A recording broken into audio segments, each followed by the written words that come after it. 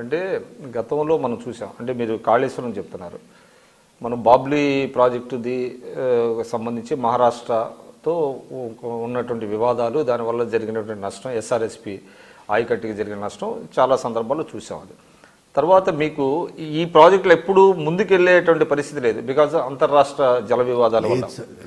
అంటే నేను చెప్పాను, ఇప్పుడు ముంపు వల్ల మీరు ఏదైతే ఇది 2008లోనే మీకు ప్రాణహిత చేవేళ్ళ మొదలుపెట్టారు, కానీ ఎందుకు ముందుకు జరగలేదు అంటే మహారాష్ట్ర కొన్ని అభ్యంతరాలు పెట్టింది. ఇప్పుడు చంద్రశేఖరరావు గారు ఎమికబుల్గా 2 రాష్ట్రాలతో సయోధ్య చేసి మనకి వాటర్ రావాలి అనేటువంటి దీంతో ముందుకెళ్తే ఏంటి మీ ప్రాబ్లం ఏంటి, దానికి ఎందుకు అభ్యంతరం పెడుతున్నారు? నేను మొదట్లోనే ఒక మాట అన్నాను, భ్రాంతి రాజకీయాలు అని చెప్పని.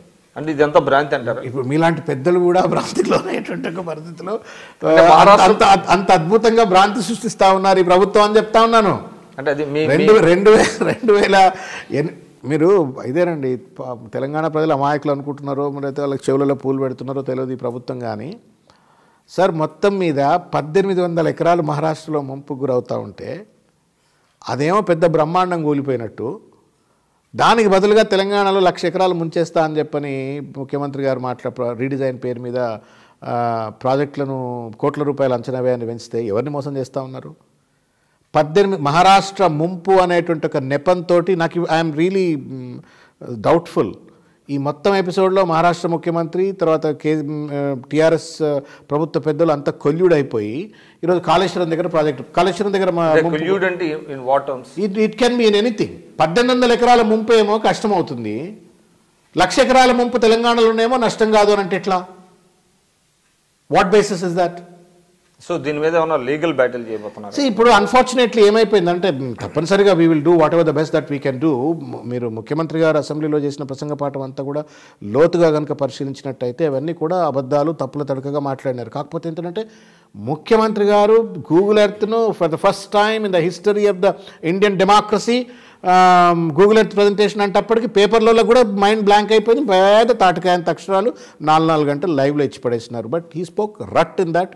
అబద్ధం మాట్లాడినారు, అసత్యాలు మాట్లాడినారు, ఒకదానికొకటి అర్థం పర్థం లేనటువంటి ఒక అంశాలన్నీ కూడా మాట్లాడినారు. కానీ దాన్ని అదేదో భగవద్గీత చెప్పినట్టుగా మీడియా అంతా నెత్తికెత్తుకున్నటువంటి ఒక పరిస్థితి. కాంగ్రెస్ ఎప్పుడైతే మేము దాదాపు 4-5 నెలలు కష్టపడి ఆయన ప్రతి మాటలో ఉన్నటువంటి ఒక గూఢార్థాన్ని, మర్మాలన్నీ బయటపెట్టి ఆయన తప్పులన్నీ కూడా బయటపెట్టిన తర్వాత ఇవాళ సమాధానం లేదు. There is no answer.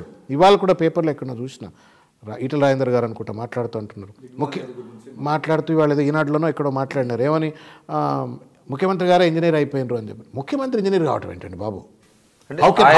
How can chief minister be competent అని ఇంజనీర్?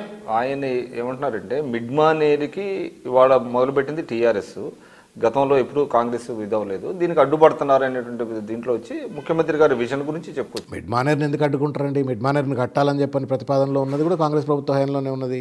దానికి అవసరమైన డబ్బులు కూడా కేటాయించింది కాంగ్రెస్ ప్రభుత్వ హయాంలోనే. ఇవాళ అది దానికి బ్యారేజ్ కట్టింది కాంగ్రెస్ ప్రభుత్వ హయాంలోనే. కట్టలేదు, కట్టింది మిడ్ మానేరు, ఎల్ఎండి ఇవన్నీ కట్టింది ఎవరు? కాంగ్రెస్ ప్రభుత్వ హయాంలోనే కదా. ఇవాళ దాన్ని ఎక్స్పాన్షన్ చేసుకోవాలనుకున్నారు, నీటి సామర్థ్యాన్ని పెంచుకోవాలనుకున్నారు, దానికి గండి కట్టిండ్రు, దాన్ని నువ్వు కాంట్రాక్టర్లు మారుస్తా అంటారు, మార్చండి, ఎవరు అంటున్నారు. కానీ నిర్వాసితులకు ఏదైతే మీరు వాగ్దానం చేసిండ్రో ఆ వాగ్దానాన్ని ఫుల్ఫిల్ చేయండి.